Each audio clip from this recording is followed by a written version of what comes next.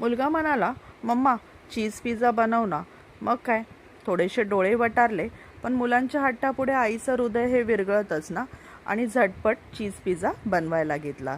चला तर तुम्हाला पण दाखवते मी कशा प्रकारे बनवला चीज पिझ्झा. सुपर टेस्टी झटपट असा हा बनतो. काय केला, मार्केटमधून असे जे पिझ्झाचे बेस भेटतात तर ते घेऊन आले.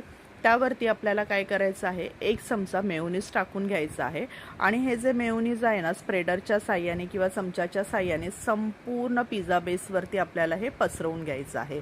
सर्वीकडे पसरवून घ्या, जेणेकरून त्या सॉसेसची जी चव आहे ना, सर्व छानपैकी एकत्र छान सर्व पीसेसमध्ये उतरते.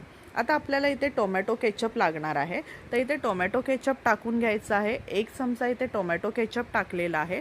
आणि आता हा टोमॅटो केचप पण सर्व ब्रेडवरती आपल्याला पिझ्झाच्या पसरवून घ्यायचा आहे. तर आता बघा, टोमॅटो केचप पसरवलेला आहे. ह्यामध्ये मोझरेला चीज मी यूज केलेला आहे. तुम्ही दुसरं कुठलंही चीज ह्याच्यामध्ये यूज करू शकता. मोझरेला चीजने ह्याचे छान असे स्ट्रिंग्स निघतात. सर्वत्र असा हा पसरवून घ्यायचा आहे चीज. आणि आपल्याला काय करायचं आहे, हा जो बेस आहे ना, आता आपल्याला तव्यावरती बेक करायला ठेवायचा आहे. संपूर्ण आपल्याला ब्रेडवरती चीज हे पसरवून घेतलेलं आहे. आता एक पॅन घ्यायचा, त्यावरती अर्धा चमचा बटर टाकायचा आहे. सर्वत्र बटर पसरवून घ्यायचा. आणि आपण आता जो बेस रेडी केलेला आहे ना पिझ्झाचा, तो बेस घ्यायचा आणि ह्या तव्यावरती ठेवून द्यायचा आहे.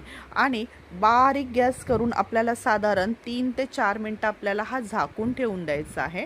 मस्तपैकी कुरकुरीत असा बेस हा रेडी होतो. आता बघा, तुम्ही बघू शकता चीज सर्वत्र छान असं मेल्ट झालेला आहे. आता हा जो बेस आहे ना रेडी झालेला आहे, पिझ्झा आपला रेडी झालेला आहे. आता आपल्याला एका प्लेटमध्ये हा काढून घ्यायचा आहे आणि त्याचे पीसेस कट करून घ्यायचे आहेत.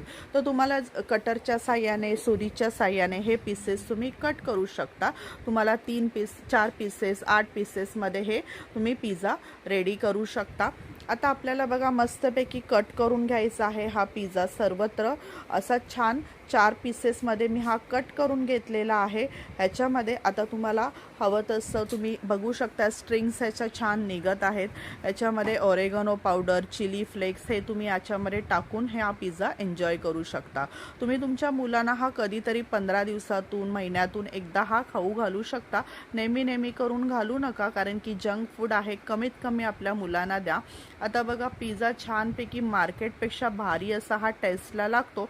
एकदा नक्की अशा प्रकारे करून सांगा मला कमेंटमध्ये कसा झालेला आहे तो.